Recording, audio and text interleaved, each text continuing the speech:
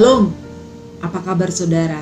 Saya berharap hari-hari ini saudara masih bertahan dan menikmati bagaimana berproses dalam kehidupan. Saya katakan menikmati karena memang proses dalam kehidupan harus kita jalani, harus kita nikmati dan harus kita syukuri supaya kita tidak mudah untuk menyerah. Saudara belajar dari Raja Daud, jauh sebelum Daud menjadi raja, Allah sudah mengurapi dia. Dan setelah itu dia masuk dalam proses yang panjang dan penuh dengan pergumulan. Tapi Daud tidak pernah menyerah karena dia tahu bahwa Allah sangat bertanggung jawab terhadap orang-orang pilihannya. Di dalam Mazmur 18 ayat 33 sampai 35, Daud tidak pernah menyerah karena ternyata justru di dalam tantangan itu dia diajar, dia dilatih dan dia diperlengkapi oleh Allah untuk dapat menjadi pemenang atas musuh-musuhnya. Yang pertama di ayat yang ke-33, Allah memberikan keperkasaan kepada Daud. Dia katakan Allah, dialah yang mengikat pinggangku dengan keperkasaan. Makanya Daud tidak pernah takut ketika dia harus melawan musuh-musuhnya. Yang kedua di ayat ke-34, Tuhan memberikan kekuatan. Daud katakan Allah, dialah yang membuat kakiku seperti kaki rusa untuk berdiri di bukit. Saudara, kaki rusa adalah kaki yang kokoh yang bisa berjalan dengan aman di tempat yang kasar dan berbatu. Nah, dengan kekuatan yang Tuhan berikan kepada Daud, membuat Daud mampu untuk berdiri dengan kokoh bertahan ketika dia harus menghadapi musuh-musuhnya.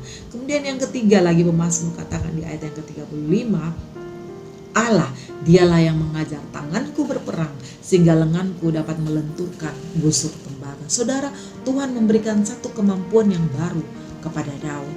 Yang tadinya di tangannya hanya ada kecapi dan ali-ali untuk melawan musuhnya, kini ada satu kemampuan yang baru yang Tuhan ajarkan kepada dia sebagai senjata untuk melawan musuh-musuhnya. Nah, saudara, bukankah hari-hari ini kita tidak pernah menyangka bahwa tiba-tiba kita harus masuk di dalam peperangan melawan virus seperti musuh yang tidak kasat mata. Kita tidak tahu kapan dan di mana dia menyerang, tapi tiba-tiba begitu banyak korban berjatuhan. Apakah saudara menyerah? Saudara, jangan pernah menyerah. Tuhan tidak mau kita menyerah. Dia telah menetapkan kita untuk menjadi pejuang yang terlatih dengan kuat dan tangguh, yang pada akhirnya kita akan keluar untuk menjadi pemenang. Memang ketika virus ini menyerang, ada banyak tatanan dalam kehidupan harus berubah. Sekolah menjadi online, ibadah online, dan banyak kehidupan sosial kita harus mengalami perubahan. Dan saya tahu di dalam usaha bisnis Bapak Ibu juga banyak perubahan yang harus terjadi. Plan A yang tadinya mendatangkan kesuksesan harus berganti dengan plan B, plan C, dan lain-lain sebagainya. Saudara, dengar baik, jangan pernah menyerah.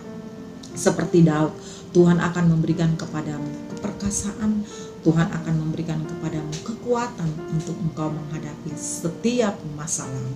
Dan lagi, Tuhan akan memberikan kepadamu satu kemampuan yang baru sehingga ide-ide kreatifmu tiba-tiba bermunculan.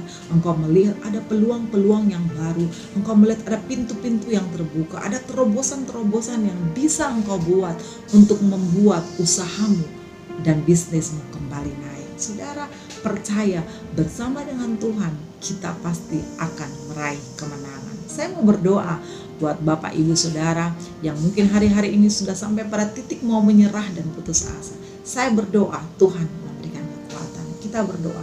Bapa, di dalam nama Yesus hamba berdoa untuk setiap umatmu yang menyaksikan tayangan ini. Mereka yang putus asa, mereka yang hampir menyerah. Tuhan memberikan kekuatan yang baru, Tuhan berikan semangat yang baru untuk mereka terus berjalan, meraih kemenangan yang sudah Tuhan siapkan. Haleluya. Amin.